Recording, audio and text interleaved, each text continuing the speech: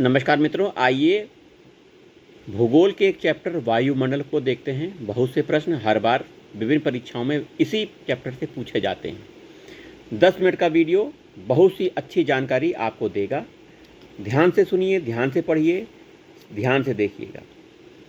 वायुमंडल विभिन्न प्रकार के गैसों का यांत्रिक मिश्रण है।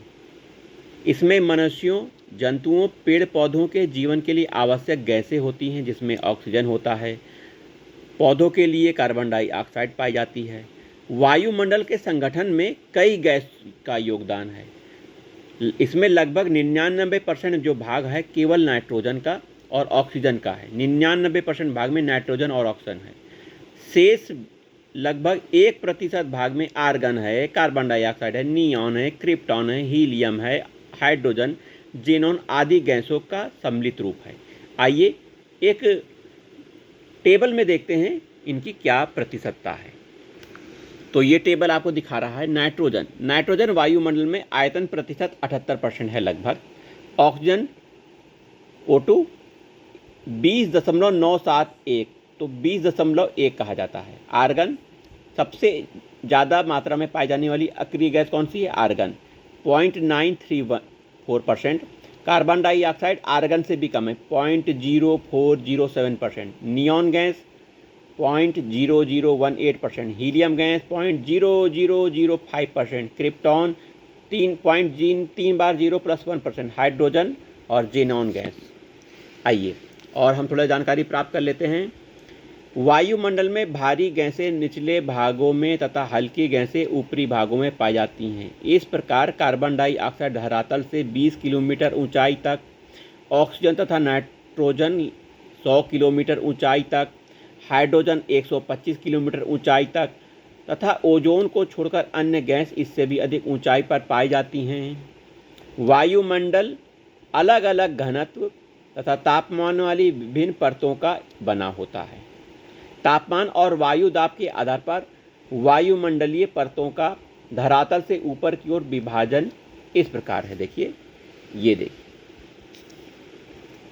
सबसे नीचे आपको क्षोभ मंडल दिखेगा, फिर समताप मंडल दिखेगा, फिर मध्य मंडल दिखेगा, फिर आपको ताप मंडल दिखेगा। क्षोभ मंडल समताप मंडल के बीच ट्रोपोपॉज पाया गया। समताप मंडल मध्य मंडल के बीच स्ट्रेटोपॉज पाया गया। मध्य मंडल ताप मंडल के बीच मेसोपॉज पाया गया है। वायुमंडल का स्थिरीकरण दिया गया है। तो क्षोभ मंडल कितने ऊंचाई तक है? यहाँ पर देखिए दिया गया है 0 से 20 किलोमीटर के अंदर का है यह क्षोभ मंडल। समताप मंडल 0 से देखिए 40 किलोमीटर यहाँ तक दिया गया है, और ऊपर भी हो सकता है। मध्य मंडल देखिए आपका 60-70 तक किलोमीटर तक गया है। ताप मंडल आपका 100 से ऊपर किलोमीटर तक गया हुआ है। आइए इसको हम पढ़ते हैं।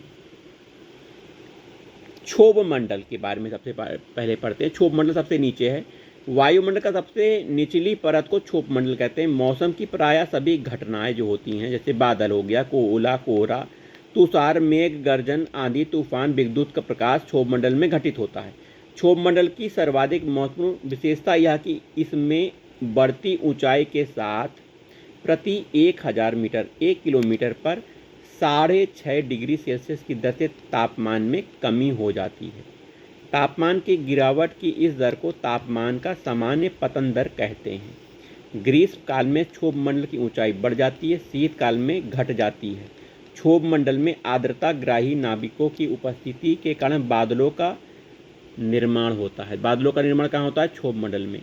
क्षोभ मंडल की ऊंचाई ध्रुवों पर कम होती है, वहीं जबकि विषुवत रेखा पर अधिक होती है। नासा के अनुसार क्षोभ मंडल की ऊंचाई पृथ्वी सतह से 8 से 15 किलोमीटर है, वहीं इसकी औसत ऊंचाई 12 किलोमीटर मानी गई है। क्षोभ मंडल की ऊपरी सीमा को ट्रोपोपॉज कहते हैं। लियोन फिलिप डी बोट ने वायुमंडल की परतों में बांटा था। उन्होंने निचले परत को ट्रोपोस्फियर, ऊपरी परत को स्ट्रेटोस्फियर नाम दिया था। तो स्ट्रेटोस्फियर समताप मंडल कहते हैं। समताप मंडल के बारे में जान लेते हैं। समताप मंडल पृथ्वी के वायुमंडल की दूसरी प्रमुख परत है। यह क्षोभ मंडल तथा मध्य मंडल के बीच पाया जाता है। समताप मंडल का विस्तार क्षोभ मंडल की ऊपरी सीमा से लेकर लगभग 50 किलोमीटर ऊंचाई तक माना जाता है। समताप मंडल बहुत ही शुष्क है तथा यहाँ की वायु में जलवाष्प बहुत ही कम मात्रा में पाई जाती है, इसलिए इस मंडल में बादल तथा अन्य मौसमी घटनाएं न के बराबर होती हैं। व्यावसायिक जेट विमान वायुमंडलीय विक्षोभ से बचने के लिए निचली समताप मंडल में उड़ान भरने हेतु आदर्श मानते हैं। ओजोन की जो परत होती है, ओजोन की परत का अधिकांश भाग समताप मंडल में लगभग 10 से 50 किलोमीटर ऊंचाई पर पाया जाता है, परंतु ओजोन का परत के रूप में सर्वाधिक संकेंद्रण समताप मंडल में 15 से 35 किलोमीटर तक ही है। यह परत मानव जीवन के लिए बहुत आवश्यक है। ओजोन परत सूर्य से आने वाली पराबैंगनिक किरणें, इसे अल्ट्रा वायलेट रेडिएशन कहते हैं, इनका अवशोषण कर पृथ्वी पर आने से इसको रोकती हैं। इन किरणों से त्वचा का कैंसर का खतरा होता है। समताप मंडल के निचले सतह पर कभी कभी सीरस बादल, जिसे उच्च कपासी सदृश बादल कहते हैं, इन बादलों को मदर ऑफ पर्ल क्लाउड्स या नेक्रियस क्लाउड कहते हैं। समताप मंडल की ऊपरी सीमा को स्ट्रेटोपॉज कहा जाता है। आइए हम यहाँ पर अब मध्यमंडल पे आ जाते हैं। मध्यमंडल का विस्तार पृथ्वी सतह से लगभग 50 से 80 किलोमीटर की ऊंचाई पर पाया जाता है।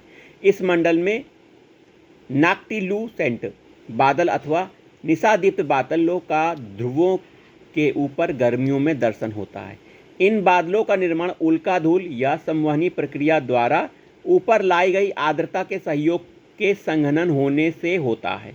इस मंडल मतलब मध्यमंडल में ऊंचाई के साथ तापमान में गिरावट होती है। मंडल की ऊपरी सीमा पर तापमान लगभग -100 डिग्री सेल्सियस तक पहुंच जाता है। मध्यमंडल की ऊपरी सीमा को मेसोपॉज कहते हैं। मीजोपॉज तापमंडल थर्मोस्फीयर क्या है? मध्यमंडल के ऊपरी स्थित वायुमंडल के भाग को तापमंडल कहते हैं। इस मंडल में बढ़ती ऊंचाई के साथ तापमान तीव्र गति से बढ़ता है। विभिन्न विशिष्टताओं के आधार पर इस मंडल को 2 उपमंडलों में बांटा जाता है। तापमंडल को 2 भागों में बांटा गया, पहला आयन मंडल और दूसरा बहिर्मंडल। नासा के अनुसार तापमंडल मध्यमंडल एवं बहिर्मंडल के बीच स्थित है, जिनके निचले भाग में आयन मंडल स्थित है। आयन मंडल के बारे में जान लेते हैं। आयनोस्फीयर, आयन मंडल में विद्युत आवेशित कण होते हैं जिन्हें आयन कहते हैं। ये कण रेडियो तरंगों को भूपृष्ठ पर परावर्तित कर देते हैं, भेज देते हैं। इस प्रकार बेतार संचार को संभव बनाते हैं। इस मंडल का विस्तार 80 से 640 किलोमीटर के बीच में पाया जाता है। इस मंडल में ऊंचाई के साथ कई परतों का निर्माण किया जाता है, जैसे डी परत निम्न आवर्ती वाले रेडियो तरंगों को परावर्तित करती है। ई परत केनली हेवीसाइड परत भी इसे कहते हैं। यह उच्च आवृत्ति वाले रेडियो तरंगों को परावर्तित करके पृथ्वी पर भेजती है। इसी प्रकार एफ परत, जी परत भी आयन मंडल में की परतें हैं। एफ परत को एप्लीटन परत भी कहते हैं। इस मंडल की महत्वपूर्ण विशेषता है कि इसमें उत्तरीय ध्रुवीय प्रकाश ऑरोरा बोरिएलिस तथा दक्षिणी ध्रुवीय प्रकाश ऑरोरा ऑस्ट्रेलिस की होने की घटनाएं होती हैं। आइए बहिर्मंडल को पढ़ाने के बाद इस वीडियो को ख़त्म कर देते हैं। बहिर्मंडल क्या है? एक्सोस्फीयर आयन मंडल के ऊपर वायुमंडल की सबसे ऊंची परत है, जिसे बाह्य मंडल बहिर्मंडल कहते हैं। इस मंडल की कोई सीमा नहीं है। संचार उपग्रह भूस्थैतिक कक्षा में विषुवत रेखा के लगभग 36,000 किलोमीटर की ऊंचाई पर स्थापित किए जाते हैं। वायुमंडलीय स्तरों में 640 किलोमीटर के ऊपर बहिर्मंडल का विस्तार पाया जाता है। अतः वायुमंडल की सबसे ऊपरी परत बहिर्मंडल में ही संचार उपग्रह अवस्थित होते हैं। चलिए मिलते हैं अगले वीडियो में। नमस्कार।